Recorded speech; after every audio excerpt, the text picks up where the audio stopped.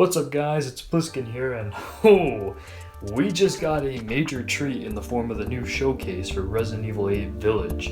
Now they showed off a lot of the locations, a little bit more of the villains that we're going to be seeing, but if you know me, and more importantly if you know this channel, you know if there's one thing I was looking at, it's the guns that were shown off in this video. So without further ado, I'm Pliskin, and today we're going to be going through all of the weapons showcased in Resident Evil 8 Village.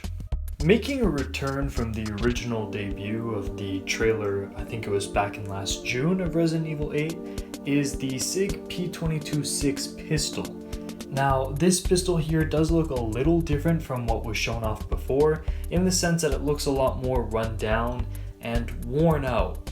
Probably because it's been through a lot of shit with Ethan throughout this journey. I kind of like the clean look that we had in the last trailer. It was a little more silverish, but I am digging this more rustic, hardcore, run-down looking pistol because it really fits the Resident Evil aesthetic and Ethan's whole situation. Now, the SIG P226 is a 9mm that holds 15 rounds.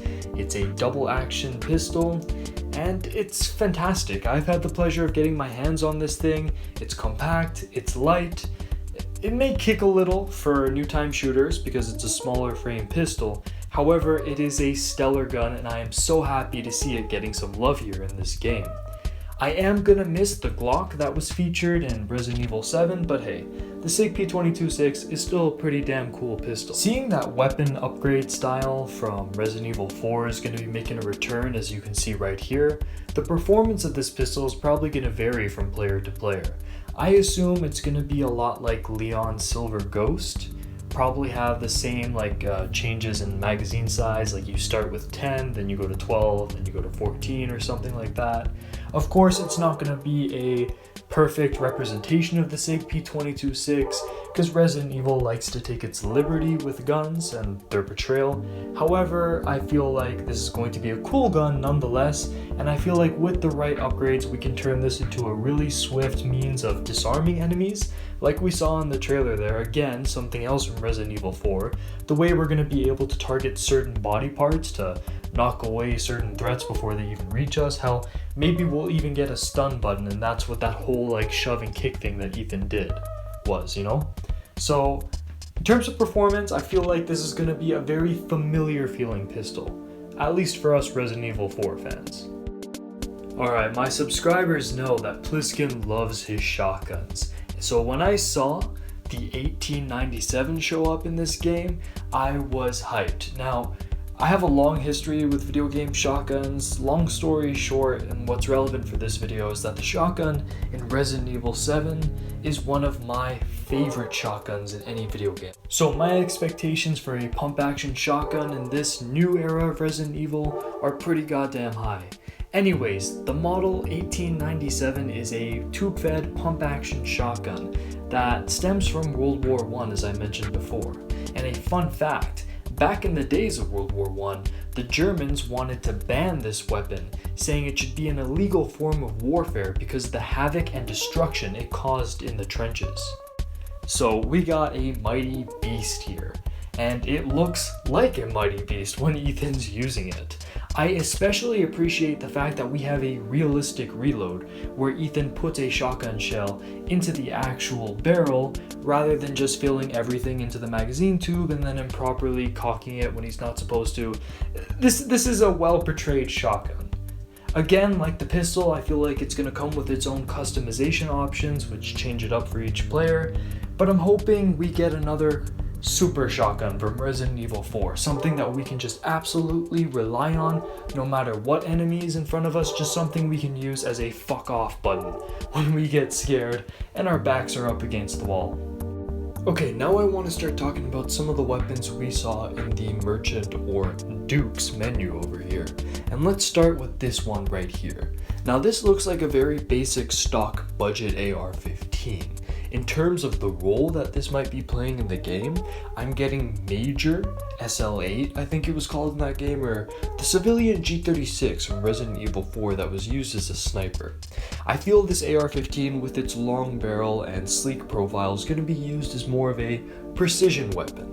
Not full-on sniping like you'd see in Metal Gear or something like that, but the Resident Evil kind of sniping.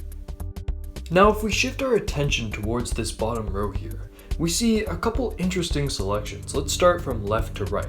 Starting with the karambit, this is a type of knife specifically designed for very close range encounters and has a whole very unique philosophy to it.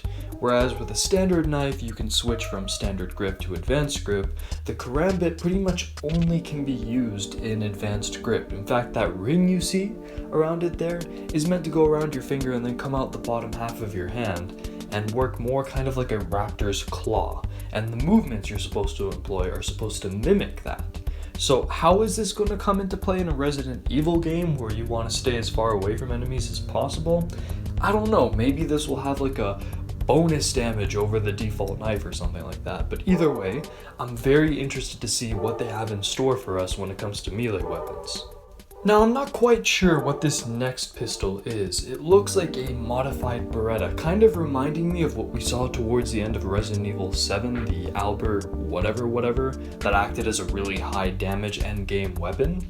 And we know Chris Redfield is going to be in this game. His signature Beretta is going to be there, so it should make sense that we get our hands on a Beretta at some point.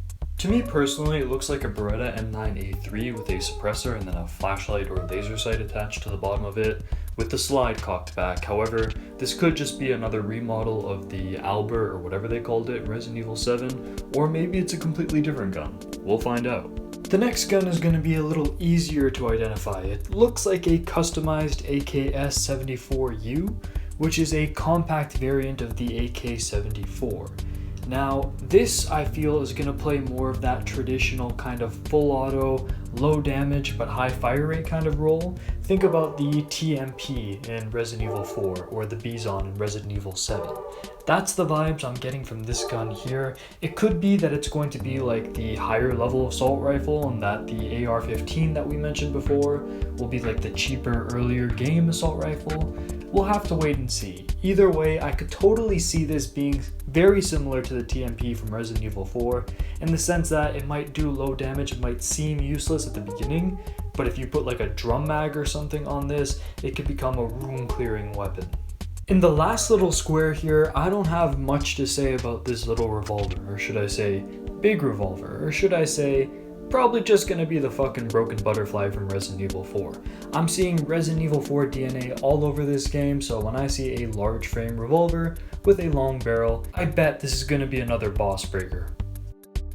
And now, last but not least, we have this mysterious sort of rustic and high-tech looking sniper rifle, showed off as the F2 rifle in the middle of the gameplay showcase.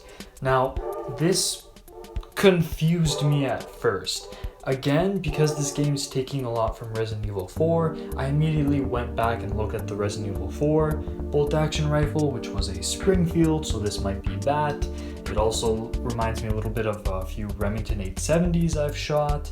Maybe it's a fictional, like, cobbled together sniper rifle, kind of like the HDR in Modern Warfare. So this is the kind of like a Frankenstein looking gun to me. But maybe you know better than I do when it comes to bolt-action rifles, so by all means, put it down in the comments below if you know what the F2 rifle really is. And with that, we're done going through all the weapons that were showcased and had a spotlight shone down upon them in this new gameplay reveal trailer. What do you guys think of these weapons? Do you think they're out of place? I personally think they're really fitting because you have a lot more rustic weapons like the model like 1897, for example, instead of a more modern shotgun for this kind of rustic Eastern European village that hasn't been touched for hundreds of years. I feel like having these beaten down, worn out guns is really fitting. But hey, it's Resident Evil, so we're probably going to get a little bit of both high tech and rustic. Anyways, I'm liking what I've seen. If you guys learned something new or enjoyed the video or just have something to add or whatever, like, subscribe, or comment down below. This has been Pliskin, putting stuff like this as often as I can. Anyways, over and out.